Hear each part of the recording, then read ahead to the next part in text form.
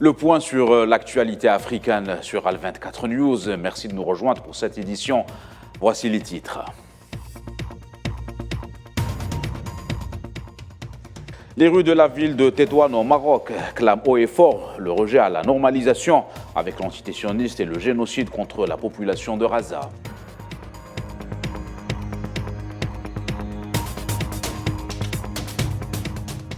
Dossier du Sahara occidental, l'Irlande renouvelle sa reconnaissance de la cause sahraoui comme dossier de décolonisation.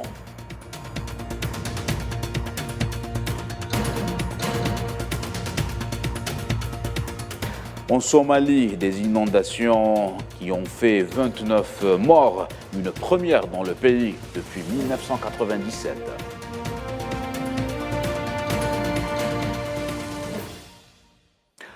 Bonsoir à tous. Le Royaume du Maroc continue de payer cher son choix de normaliser avec ses relations avec l'entité sioniste auprès du peuple marocain. Les rues de la ville de Tétouan, cette fois-ci, avaient rendez-vous avec une manifestation d'ampleur organisée par le Front marocain anti-normalisation afin de dire une nouvelle fois son refus de ce projet destructeur. Les manifestants nombreux dans les rues de Tétouan ont également affiché tout leur soutien à la cause palestinienne et au peuple de Gaza qui subit un génocide sioniste depuis le 7 octobre dernier.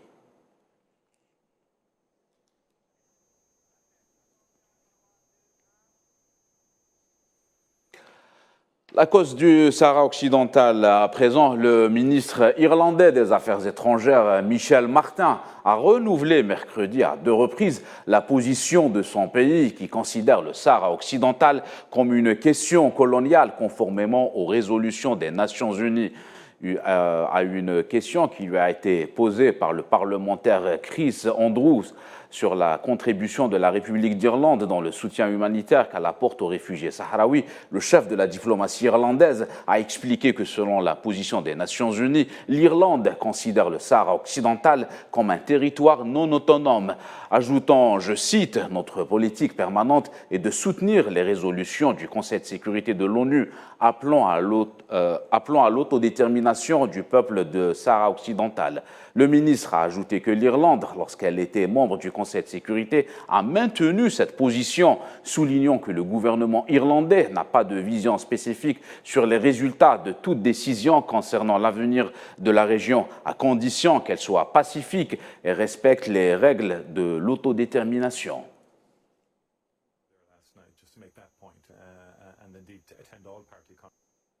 Question du Sahara occidental, toujours des dizaines d'étudiants sahraouis en Europe ont appelé à la libération immédiate des détenus politiques sahraouis incarcérés arbitrairement par les autorités d'occupation marocaines. Au cours d'un sit-in organisé à Madrid devant le ministère espagnol des Affaires étrangères à l'occasion de la journée nationale du prisonnier civil sahraoui commémorée le 8 novembre de chaque année, des étudiants sahraouis auxquels se sont joints un nombre d'étudiants et sympathisants étrangers avec la cause sahraoui ont appelé également au respect des droits des prisonniers sahraouis dont le droit à un procès équitable, la fin de la détention arbitraire et à la protection contre la torture et les mauvais traitements, ainsi que l'impératif d'autoriser les organisations internationales de défense des droits de l'homme d'accéder aux prisons marocaines et d'enquêter sur les conditions des détenus sahraouis. Dans une déclaration de l'agence de presse algérienne, l'étudiant sahraoui en France est un des initiateurs de cette action. Mustapha Abdelbari a déploré l'absence de dénonciation des violations des droits des détenus politiques sahraouis dans les geôles marocaines de la part des organisations internationales de défense des droits de l'homme. Et l'université portugaise de Porto a accueilli un colloque international sur la question sahraoui intitulé « 50 ans de décolonisation du Sahara occidental ». Organisé par le Centre d'études africain de l'Université de Porto en coopération avec l'Université de Tifariti. Le symposium a réuni le représentant du Front Polisario au Portugal, M. Amia Ammar, et le président de l'université de Tifariti, Khatari Hamoudi, ainsi que des professeurs et des chercheurs universitaires des universités portugaises. Le symposium comprenait des conférences et des interventions, notamment une conférence du diplomate et chercheur sahraoui Amrik Ahmed sur le mouvement national sahraoui à la fin des années 60 et une intervention du professeur Marcel Santos, directeur du Centre d'études africaines de l'Université de Porto, sur la mine du phosphate de Bukhara.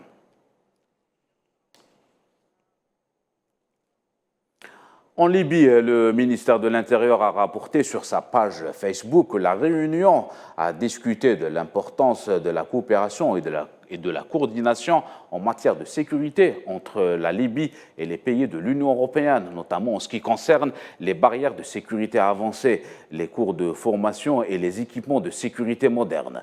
Une délégation du ministère de l'Intérieur libyen s'est réunie mercredi à Bruxelles avec des responsables de la diplomatie européenne et la représentante de la Commission européenne chargée des affaires dans la région MENA afin de discuter de l'importance de la coopération et la coordination sécuritaire entre la Libye et les membres des 27. Le ministère a indiqué que le sous-secrétariat du ministère de l'Intérieur aux Affaires publiques, Mahmoud Saïd, s'est rendu ces jours-ci dans la capitale belge, Bruxelles, à la tête d'une délégation de sécurité qui comprenait le directeur de l'administration générale des opérations de sécurité, Ali Noussari, et le directeur de l'administration générale du soutien central, Mahmoud Fathallah, et le commandant des portes de sécurité, Youssef Abdou Azari. Direction le Sahel, où l'armée malienne a indiqué mercredi avoir frappé 2 engins blindés abandonnés, selon elle, par la mission de l'ONU, la MINUSMA.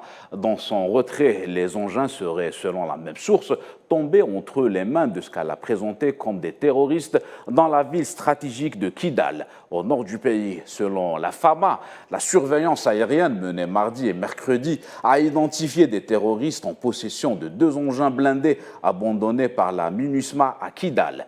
Les 2 blindés ont été neutralisés par les vecteurs aériens de l'armée, affirme-t-on par ailleurs du côté des forces armées maliennes. Pour rappel, l'armée procède à des frappes aériennes depuis la fin de la semaine passée à Kidal, dans le sillage du retrait de la MINUSMA de cette ville.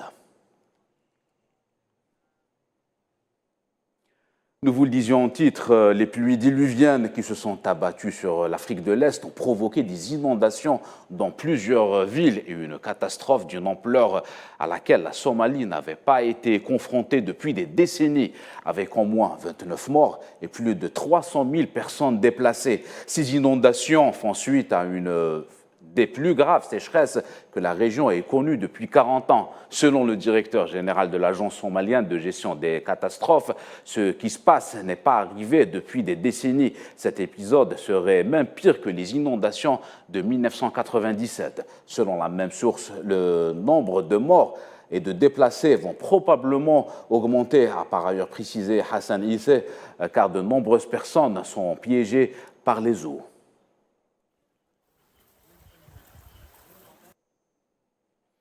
On reste dans la région. L'armée éthiopienne a repris jeudi le contrôle de la ville de Lalibela, située au nord du pays, après le départ des groupes armés qui s'en étaient largement emparés la veille. Selon des habitants et selon des sources locales citées par l'agence France Presse, pas moins de 16 policiers auraient été tués dans les combats. Cela dit, aucun bilan officiel des affrontements n'a été rendu public par le gouvernement, selon la même source.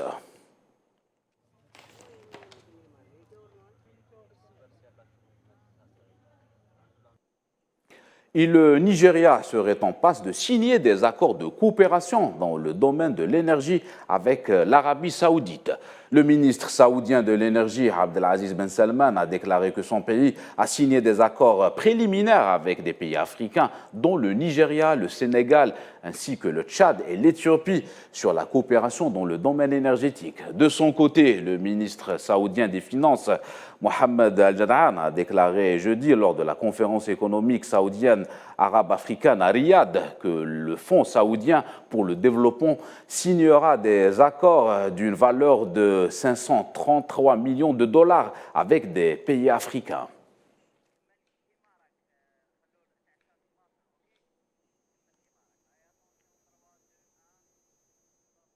L'actualité en Algérie avec un mot de littérature. La directrice de la société d'édition du Koweït, Asma Farnan, a déclaré qu'honorer Winnissi est un hommage au nom symbolique et une célébration de ses contributions dans le domaine de la littérature ainsi que la culture.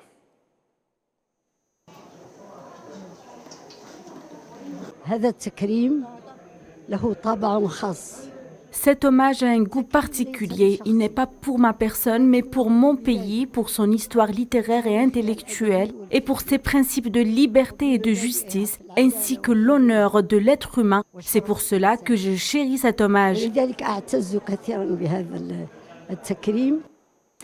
L'écrivain algérien est également revenu sur le drame vécu par Gaza en comparant cette lutte à celle livrée par les Algériens afin de se libérer du joug du colonialisme.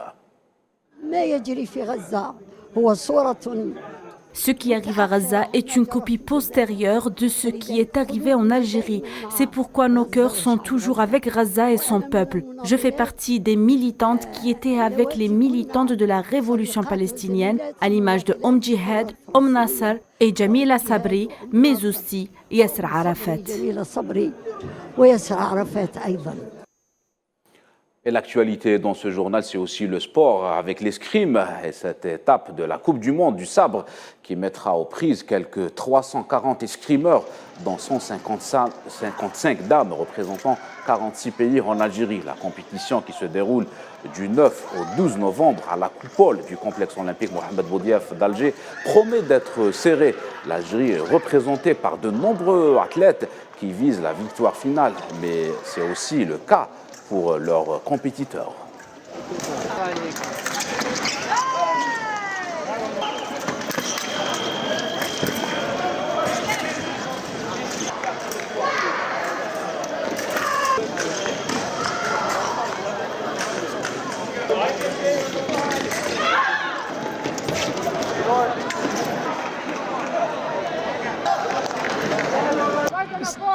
C'est une grosse compétition, il y a beaucoup de niveaux, toutes les nations sont représentées parce que c'est la première sélective pour les Jeux Olympiques de cette année.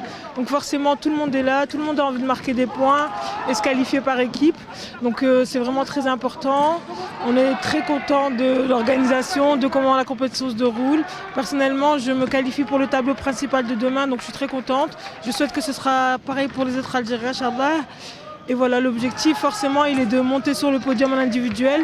Et par équipe, on aimerait bien, Inch'Allah, maintenir notre tableau de 16 qu'on a eu l'année dernière et pourquoi pas rentrer dans les top 8. It's a good competition. C'est une bonne compétition. Nous sommes prêtes. Nous sommes la sélection espagnole. Notre objectif est de gagner. Je crois que notre sélection est la meilleure. All what we can.